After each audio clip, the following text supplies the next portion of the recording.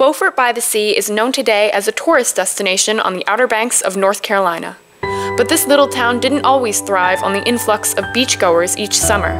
Less than 100 years ago, Beafort looked entirely different. Beaufort's economy relied on the fishing and processing of the menhaden fish.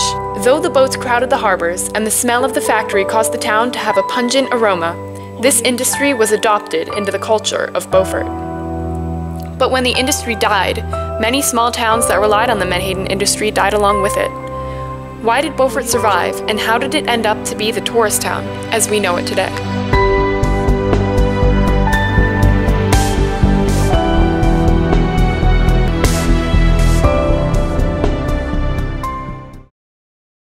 In the late 1800s, the menhaden fishing industry in Beafort had begun.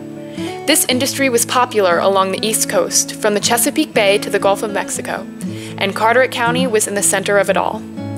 From May to January, the menhaden, or shad or pogie to the locals, fishing boats crowded Beaufort's harbors, leaving early each morning for the day's work. Out on the water, the menhaden fishing process was very complicated and dangerous.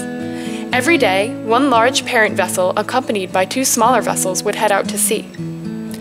In later years, airplanes were used to spot menhaden fish from above. Using a large net called a purse seine, the fishermen would surround the school of menhaden and create a wall with the net, the top tied to floating buoys, and the bottom sunk to the ocean floor. Once they were trapped, the bottom of the net would close and the fish were raised out of the water and into the parent vessel. One catch could yield more than 1,000 menhaden fish, and daily records surpassed 1 million. But captains had to be careful loading too many fish onto one vessel, for the more fish it loads, the more it runs the risk of sinking. Captains were also wary of North Carolina's vicious shoals, for many boats were sunk off the coast of Beafort. We went out on a Saturday morning or late Friday night up the beach. And I was told when we got there and we started to fish, I was told we were off Hatteras. And the water was clear and deep, and we caught probably a hole full. And in that afternoon we took the boats up. The captain told us to get the boats up, and everybody was in a hurry. I didn't know why. All I knew I was going to go hit the bump, and because I was tired, you know. And 10:30, I was awakened by the wind blowing. It sounded like a roar, and the boat was going back and forth. You know, it was a little bit. I never realized it could get that rough.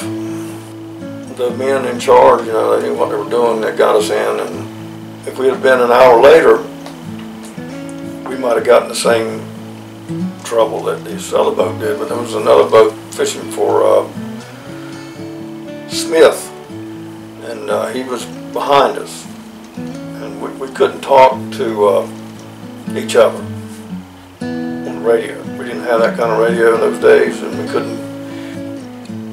And then when I got home,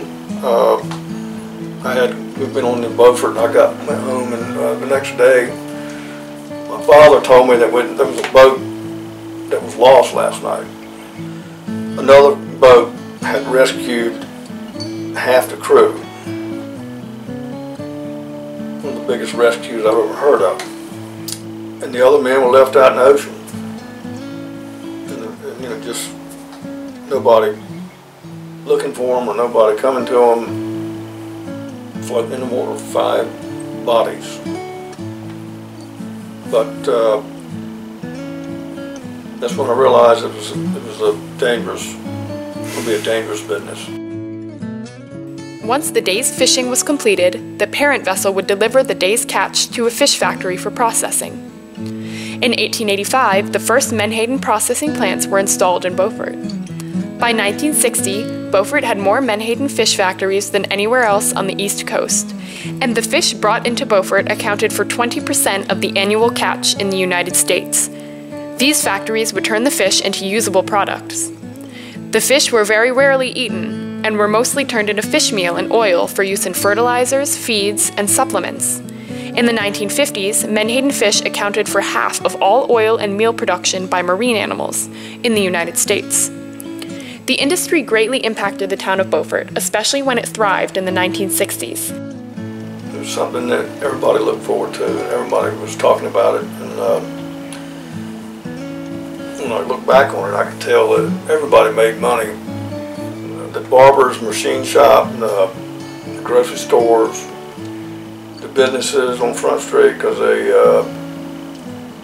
it was getting near Christmas and men had money, they'd love to buy anything. And so it meant a lot to them. Generation after generation of young fishermen would hit the water each year. The smell of the factory wafted through the town and was regarded by the locals as the smell of money in the air. Natives learned to tune out the sound of loud boots leaving each morning to head out to sea. Every year, the locals could watch as their harbors became more and more crowded with the wooden Menhaden boats, sometimes more than 90 each year. Once the season ended and all of the fish had been caught and processed, these ships left Beaufort as quickly and mysteriously as they had entered, following the fish down the coast. As the years progressed, locals noticed that fewer ships arrived in the harbor each summer. In the 1970s, the Menhaden fishing industry was in decline. The fish factories closed one after the other until Beaufort Fisheries on Taylor's Creek, the last remaining fish factory in Beaufort, closed in 2005. But the town never forgot its history.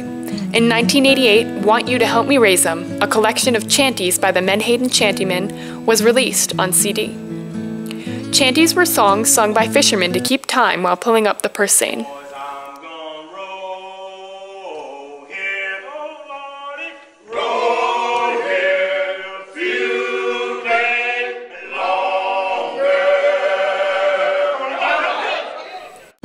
A massive net wheel remains at the closed fish factory as a tribute to the Menhaden fishery and its impact on the town. Locals still refer to the building there as the fish factory. Beaufort had lost the industry it had once been a leader in. Losing money and facing damage due to hurricanes, Beaufort began to fall apart. By the 1980s, Menhaden fishery had almost ended in Beaufort and no longer sustained the town's economy. Fishermen moved to new locations where more Menhaden fish existed. Competition from foreign fishermen outcompeted Beaufort. Soon enough, chanties no longer echoed across the seas, and the smell of money in the air drifted away. Hurricane after hurricane destroyed Beaufort's Front Street and downtown area, until the destruction of Carrot Island left Beaufort exposed to the ruthless sea. Businesses were shut down or moved elsewhere, and the economy came to a halt. When walking through the downtown area of Beaufort, one mayor exclaimed that he had never seen a graveyard with streetlights. Restaurants were deserted, historic houses destroyed, and boats left to rot tied to the dock. Beaufort had died. How did it revive into the beautiful town as we know it today? The answer is tourism. Taking advantage of every opportunity, Beaufort's residents took action to revive the town and attract visitors. It began by preserving its history for everyone to enjoy. In 1960, the Beaufort Historical Association was formed. In the 80s, it became active in protecting the town's history. Its first order of business: preserve the precious history of Beaufort that many were destroying. Historic houses were replaced by parking lots and important artifacts forgotten about. The Historical Association began by putting the historic district of Beaufort on the National Register of Historic Places. This way, nothing important to Beaufort's history could be destroyed. Next, the Historical Association targeted houses outside of the historic district. It bought historic houses to keep them protected or moved them into the historic district to ensure their preservation. The hard work of the Beaufort Historical Association ensured that the jewels of Beaufort's history would be preserved for generations to come. In another push to improve tourism, the Urban Renewal Program was instituted by the town leaders of Beaufort in the 1980s to modernize and rebuild Beaufort's Front Street. This program was also responsible for the building of the downtown boardwalk. These projects were completed in order to attract both citizens and visitors to the waterfront and generate a sales tax. Once these improvements, along with many others, were made, Beaufort had the attention of tourists. Just as it had once been a leader in Menhaden fishing, Beaufort became a leader as a tourist town. In 2012, Beaufort was voted the coolest small town in America by Budget Travel magazine. The town thrived once again, but in a completely different industry.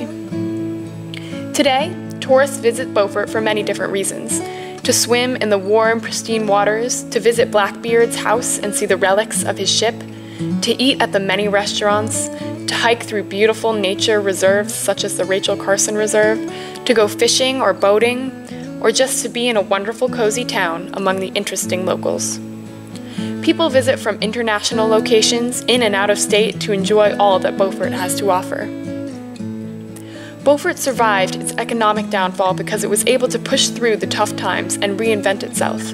When the Menhaden industry died, the town took what it had, history and natural beauty, and turned it into something that could be useful again. This is why Beaufort became the thriving vacation destination as we know it today, while many similar towns were not able to keep up with the times. So now that you know Beaufort's history, you can discover for yourself what makes Beaufort such a special place. To see for yourself some of Beaufort's greatest treasures, visit the North Carolina Maritime Museum, the Beaufort Historic Site Visitor Center, or the Rachel Carson Reserve.